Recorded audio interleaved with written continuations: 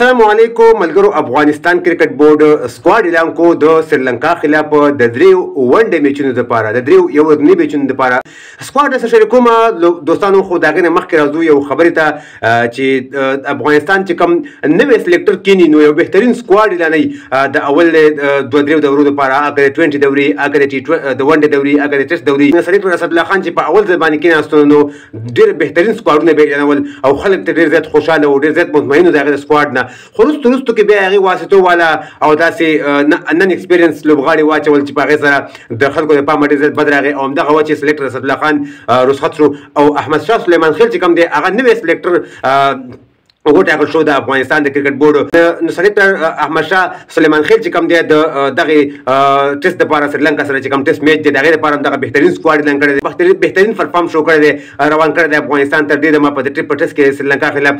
هم که سریلانکا ټیم ته موږ وګورو 314 میچونه ټیسټ میچونه کړي دي او افغانستان صرف او صرف 8 ټیسټ میچونه کړي دي. نو که افغانستان میچ هم وبېلي نو هم پروا نه کوي ځکه چې د 314 ټیسټ میچونو والا ټیم او چېرته د 8 ټیسټ میچونو والا ټیم د دې سره مقابله نه کېږي. خو بیا هر حال افغانستان ټیم بهترین پرفارم روان کړی دی.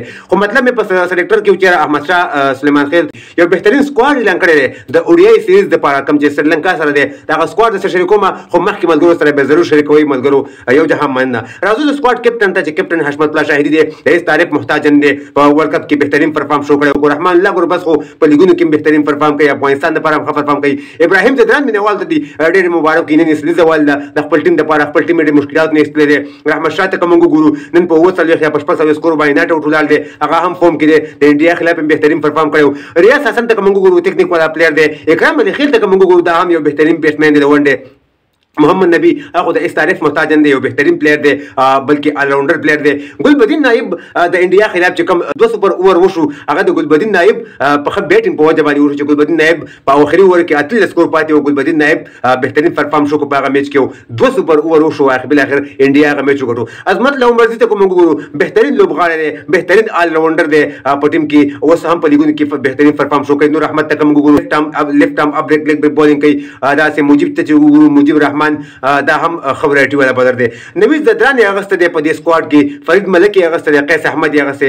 نو دا تقریبا 14 کسیزه سکواډ شو او د دې نه وروسته په ریزرو لوبغاړو کې شرف الدین اغسته، شاهد الله کمال یې اغسته دی، عبدالرحمن دی او بلال سمی دی. نو دغه د افغانستان کرکټ بورډ سکواډ اعلان کړی دی، یو بهترین سکواډ اعلان کړی دی. په دغه سکواډ باندې یاره ان شاء الله چې سریلانکا ته ټف ټایم ورکولی شي، سریلانکا نه په 3 سره دغه سیریز ګټلی شي. تاسو هم خوشحاله شوي وئ چې افغانستان کرکټ بورډ یو افغانستان نوی سلیکټر چې کوم دی بهترین سکواډ اعلان کړی دی. نو دغه ویډیو سره حتما لایک هم کړئ، حتما یې د نورو ملګرو سره شیر کړئ چې ټول ملګري د افغانستان کرکټ بورډ دغه سکواډ وګوري او نوی کوم چیف سلیکټر چې دی دغه نه دغه خلک خوشحاله شي چې بهترین سکواډ اعلان کړی دی. په دغه سکواډ کې کوم واسطو والا، په دغه سکواډ کې کوم داسې د رشوتونو والا او کوم داسې نن ایکسپیرینس پلیر نشته دی. بالکل د اوډیای لپاره بهترین سکواډ اعلان شوی دی. نو زما خوږه خو دی تاسو په نظر باندې کوم لوبغاړی پکې نشته دی، کوم لوبغاړی پکې شته دی، کوم له چانس ورکول پکار، کوم له چانس نو ورکول پکار، تاسو هم را سره خپل رائے ضرور په کمنټ کې شریک کړئ.